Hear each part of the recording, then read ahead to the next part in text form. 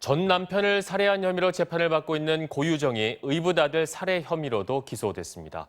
살인의 직접적인 증거는 없지만 고유정의 범행을 입증할 정황 증거들이 충분하다는 게 검찰의 판단입니다. 박성동 기자입니다. 지난 3월 고유정의 6살 배기 의붓 아들 홍모군은 아빠와 함께 자다 피를 흘리며 숨진 채 발견됐습니다. 경찰은 전 남편 살해 사건이 터지기 전까지는 고유정을 전혀 의심하지 않았습니다. 재수사가 이루어지거나 이런 것은 전혀 아닌가 보죠? 예, 저희들은 그런 변사 사건이 있는 건 맞는데, 그거에 관련성 있는 거는 전혀 없어요.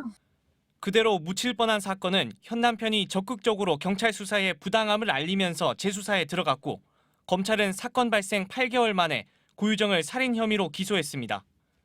검찰은 고유정이 지난 3월 2일 새벽 4시에서 6시 사이 침대에 엎드려 자고 있던 홍군의 뒤통수를 10분 이상 강하게 눌러 살해한 것으로 결론 내렸습니다.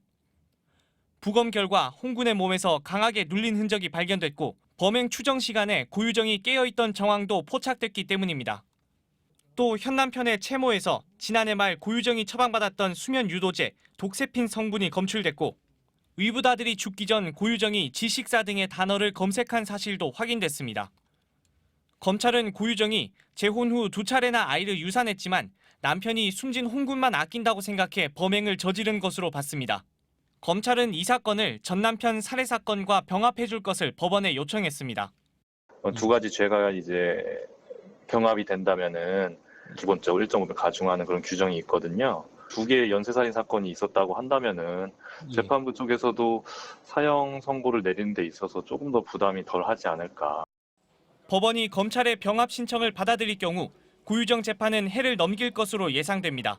MBC 뉴스 박성동입니다.